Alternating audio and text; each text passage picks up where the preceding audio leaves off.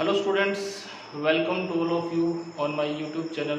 This is Sri Deki Sharma, and today we will discuss about the some numerical problems based upon the average speed, average velocity, instantaneous velocity and relative velocity.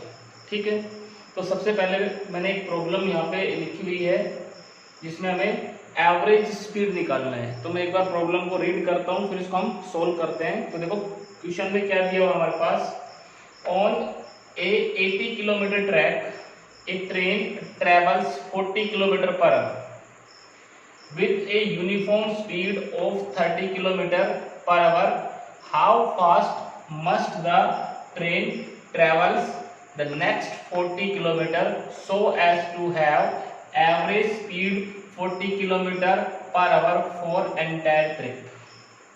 ठीक है, तो देखो इस question को समझते हैं। सबसे पहले हमें इसकी स्टेटमेंट समझ में आनी चाहिए। जब तक स्टेटमेंट अच्छे से समझ में नहीं आएगी हम क्वेश्चन को सोल्व नहीं कर पाएंगे। तो एक बार मैं इसको दोबारा से रीड करता हूं और पार्ट्स बाय पार्ट्स इसको समझते हैं। ऑन ए 80 किलोमीटर ट्रैक, मान लो हमारे पास एक 80 किलोमीटर का ट्रैक है। मैं यहाँ पे एक ट्रैक बनाता हूँ, ये एक ट्रैक, और ये यहाँ से यहाँ तक कितना 80 किलोमीटर। साथ में हम डायग्राम बना लेते हैं 80 किलोमीटर। ठीक है, ये दो पॉइंट मान लिए ए बी के बीच में एक ट्रैक है। ट्रैक का डिस्टेंस कितना 80 किलोमीटर। ठीक है, ए ट्रेन ट्रेवल्स 40 किलोमीटर। इसमें मान लो ये एक पॉइंट है यहाँ पे, इसको पॉइंट को नाम दे दिया सी, और ये कितना 40 kilometre.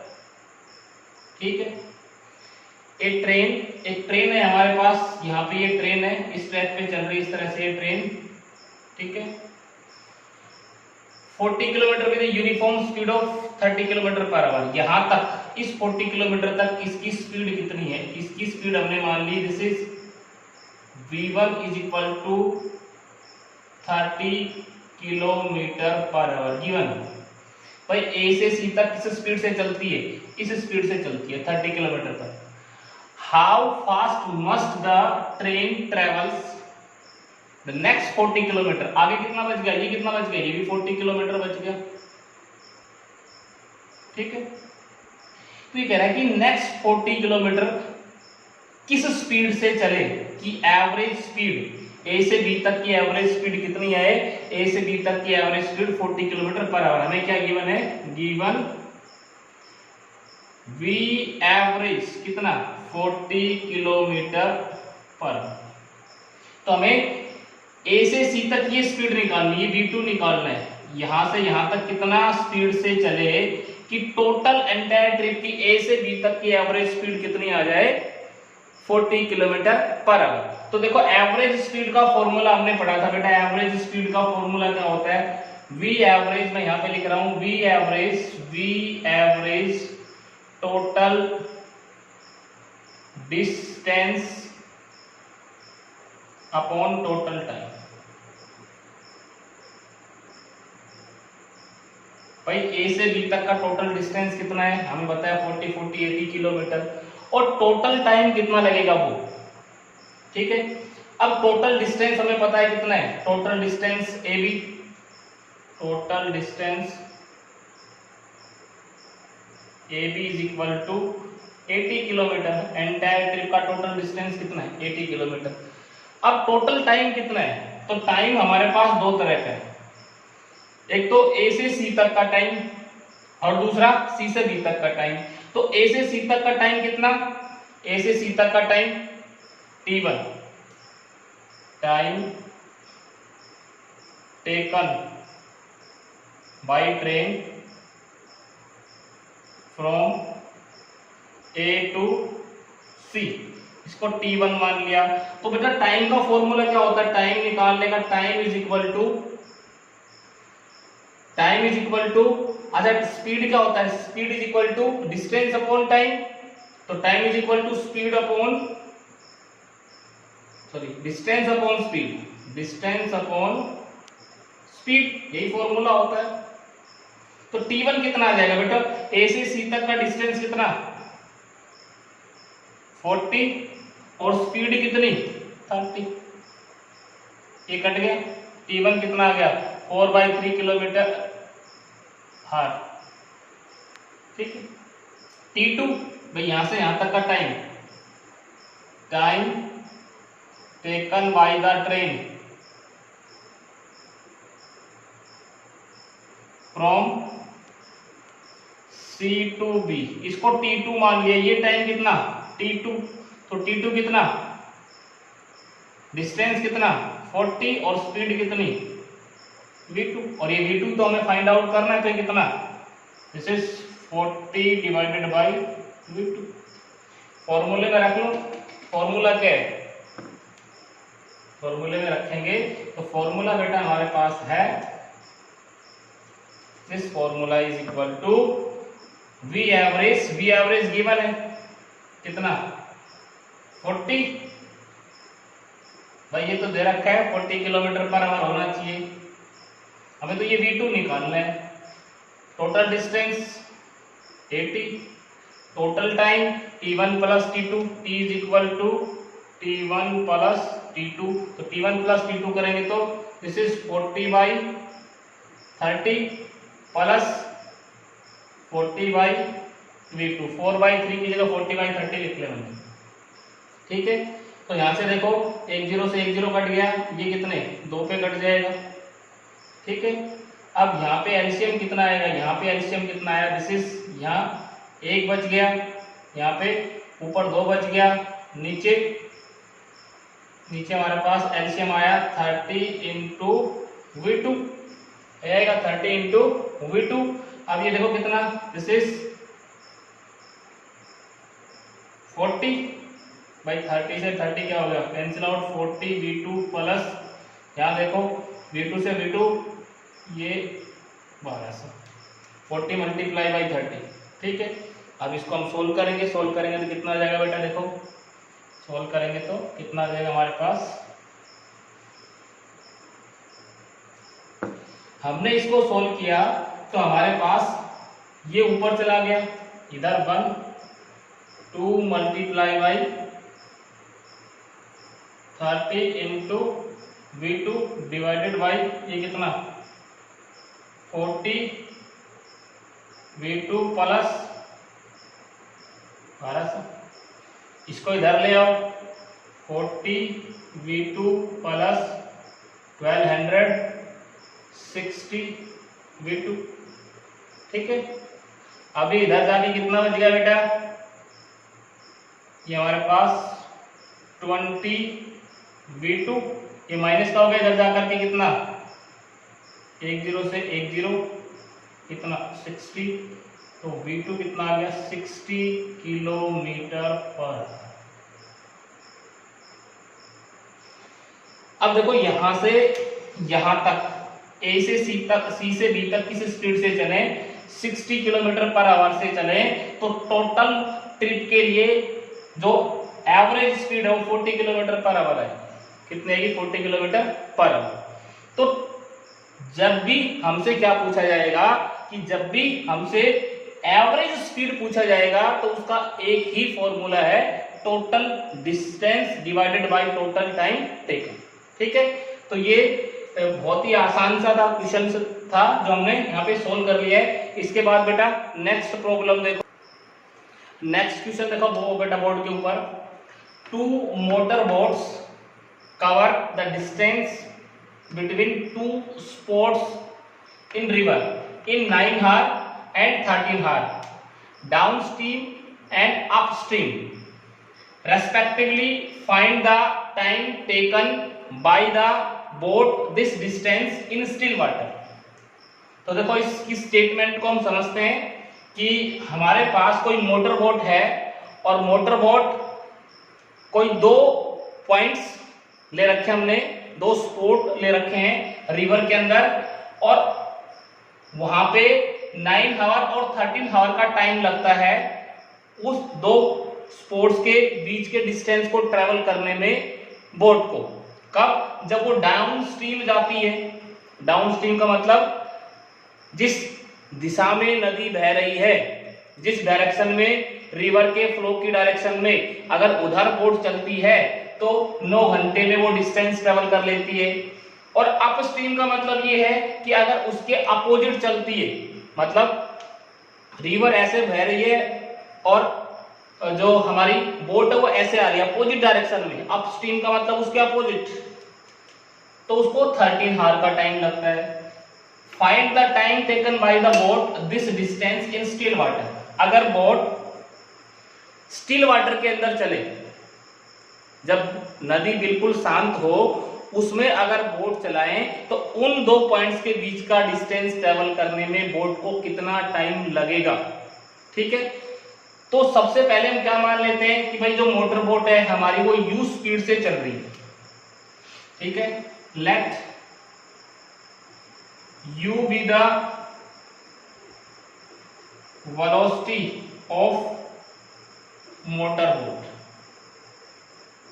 and v be the velocity of river। ठीक है भाई, रिवर की वेलोसिटी कितनी मानी हमने v, और बोट की वेलोसिटी कितनी मानी u। v1 v2 मान सकते हो, u1 u2 मान सकते हो, कुछ भी मान सकते हो, तुम्हारी मर्जी, हमने u और v मान लिया। ठीक है, and distance between two spots, जो दो स्पॉट्स हैं इन रिवर इज x, वो x मान लिया। जैसे हम डायग्राम बनाते हैं, डायग्राम में देखते हैं कि ये मान लो ये कोई रिवर है, ये यहाँ पे डायग्राम हमने बनाया और ये इस तरह से ये वाटर फ्लो कर रहा है, इस तरह से। ठीक है, डायग्राम से अच्छे से समझ में आएगा। तो एक स्पॉट तो मैंने ये मान लिया और एक स्पॉट ये मान लिया। ठीक है, इन दो स्पॉट्स के बीच का डिस्टेंस कितना माना हमने, ये डिस्टेंस दिस इज x। ठीक है, ये पॉइंट A मान लो, ये पॉइंट B मान लो, दोनों के बीच का डिस्टेंस कितना x। अब रिवर के फ्लो की डायरेक्शन किधर है, A से B की तरफ। ये मान लो हमारी कोई बोट, ठीक है, और ये बोट की वेलोसिटी u। जब ये इधर जाती है, इसी डायरेक्शन में जाती है, ये रिवर की वेलोसिटी कितनी v।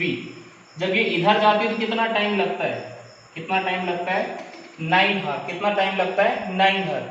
लेकिन जब ये b से a की तरफ आती है, जब ये इधर से ऐसे आती है, जब ये इधर से, ये यहां से चली बोट, यहां से चली बोट, यहां से चली बोट, इस तरह से जब B से A की तरफ आती है तो इसको टाइम लगता है 13 हावर। पता है, अपोजिट चलेगी तो वाटर का जो फ्लो है, रिवर का जो फ्लो है, बोट को क्या करेगा, रजिस्ट करेगा और इसकी वेलोसिटी को कम कर देगा। और जब ये बोट इधर जाएगी, A से B की तरफ जाएगी, तो वाटर की स्पीड भी इसके साथ क्या हो जाएगी, जुड़ जाएगी। तो यहाँ पे हम लिख सकते हैं when boat moves in downstream, downstream यानी कि जिस डायरेक्शन में रिवर का फ्लो है उसी डायरेक्शन में अगर बोट जाती है A से B की तरफ, देन हम क्या लिख सकते हैं, देन हमारे पास जो नेट वेलोसिटी आएगी, नेट वेलोसिटी कितनी आएगी u plus v, then resultant velocity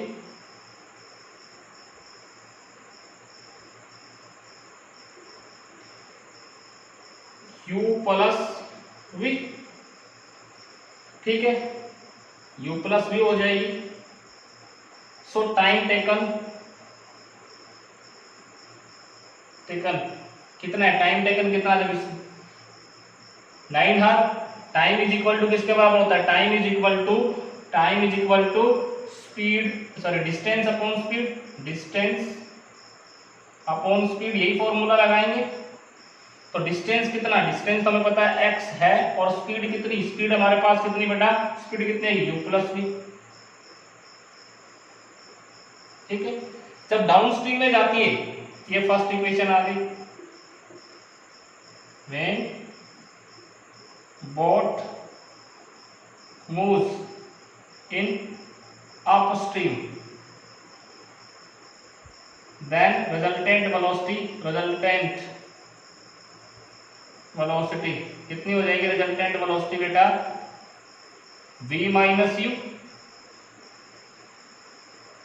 u minus v, boat की वेलोसिटी ज्यादा है, u minus v। Then time कितना लगता है? 13 आवर। डिस्टेंस कितना है? x।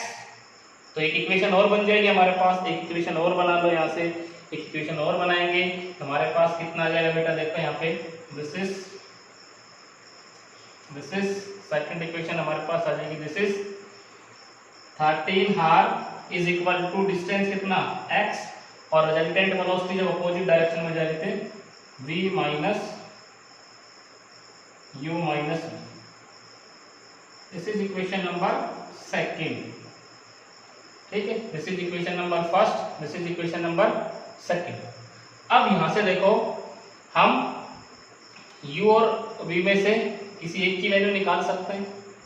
तो यहाँ पे वैल्यू निकाल लो। वैल्यू निकालने के लिए क्या करो? a को b के अंदर से सब्ट्रैक्ट कर दो। तो यहाँ पे देखो बेटा,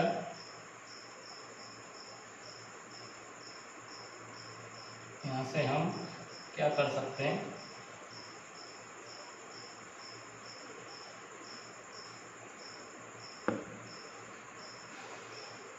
इसको इसके अंदर से subtracting equation first from second, यहाँ से 13 minus 9 is equal to x upon v minus u minus x upon v plus u। कितना आ गया? 4। ये कितना आ गया? दिस इज x, तो क्या आ गया हमारे पास? कॉमन आ गया। हम कहें this is u square minus v square, तो ये हमारे पास आ गया this is x v minus u रुपये पर।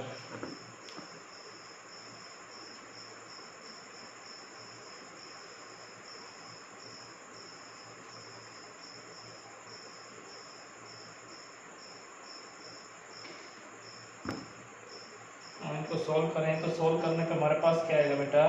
दिस इज, देखो बेटा इन इक्वेशन को हम कैसे लिख सकते हैं? इसको लिख सकते हैं v u minus v is equal to 13 by x, और इसको क्या लिख सकते हैं? इसको लिख सकते हैं u plus v is equal to x by 9, इस तरह से। This is equation number 4, this is equation number 3। ठीक है, हमें u की वैल्यू निकालनी है, तो u की वैल्यू निकालने के लिए क्या करें? इसके अंदर से किसकी वैल्यू घटा दें? इसके अंदर से v की वैल्यू क्या करते हैं? सब्ट्रैक्ट करते हैं, या फिर हम ये करें कि ये इसके अंदर जोड़ दें। Equation adding equation third and fourth, third और फोर्थ का ऐड करें। थर्ड और फोर्थ का ऐड करेंगे तो क्या आएगा? दिस इज, इनको ऐड करेंगे तो v से v कैंसिल आउट, 2u आ गया। 2u इज इक्वल टू कितना? ये x अपॉन 13, कितना आ जाएगा? x upon 13 plus x upon 9, तो 2u is equal to x common आ गया बेटा, 13 इंटू 9। ठीक है, और यहाँ कितना आ गया? दिस इज ये हमारे पास आ गया बेटा 9x प्लस, सॉरी x तो कॉमन ले लिया, 9 अपॉन 13। ठीक है, तो ये कितना आ जाएगा हमारे पास? u इज इक्वल टू 22 आ गया बेटा x, और यहाँ से इसको मल्टीप्लाई करें तो 9 3 27 117, और नीचे 2 को ले जाओ तो ये 11 पे कट गया। u कितना आ गया? u is equal to 11x/117। ये किसकी वैल्यू आ गई, u की वैल्यू आ गई।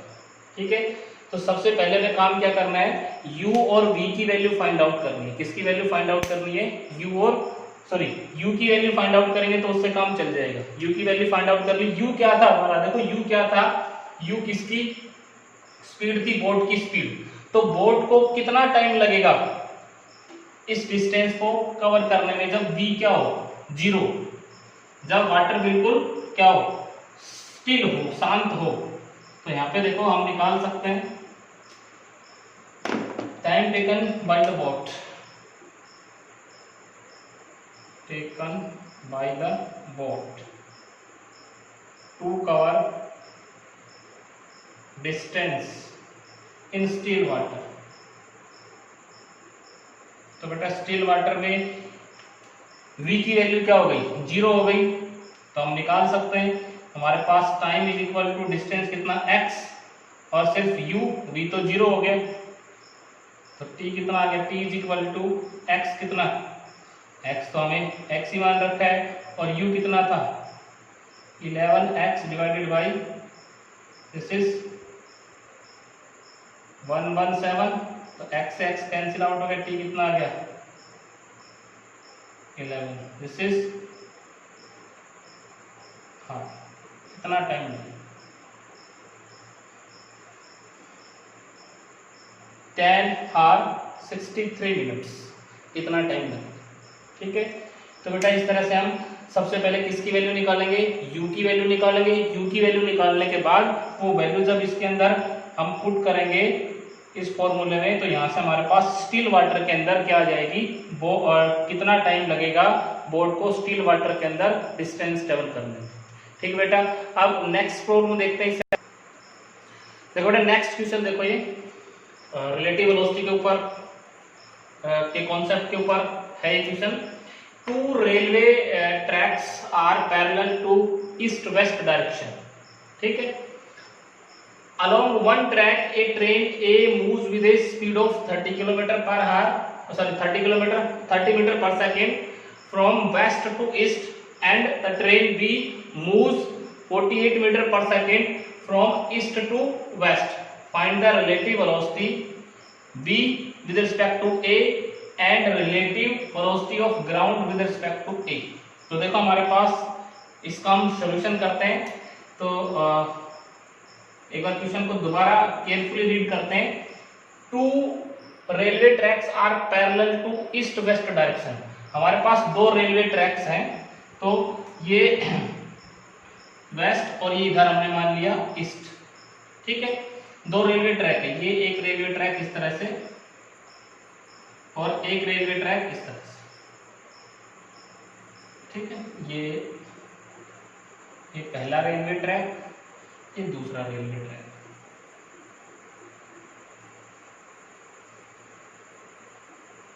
ठीक है, वेस्ट से ईस्ट की तरफ। अब यहां से देखो अलोंग वन ट्रैक ट्रेन ए, मान लो ये पहला ट्रैक है, इस पे एक ट्रेन चल रही है। This is the our first train, this is ये एक ट्रेन हमारे पास ए ट्रेन है, ए ट्रेन, और ये moves with a speed of 30 metre पर second from west to east. ये किस स्पीड से चल रही है, 30 मीटर पर सेकंड वेस्ट से ईस्ट की तरफ। ठीक है, यहाँ पे भी एक ट्रेन है, इस पे भी एक ट्रेन खड़ी है,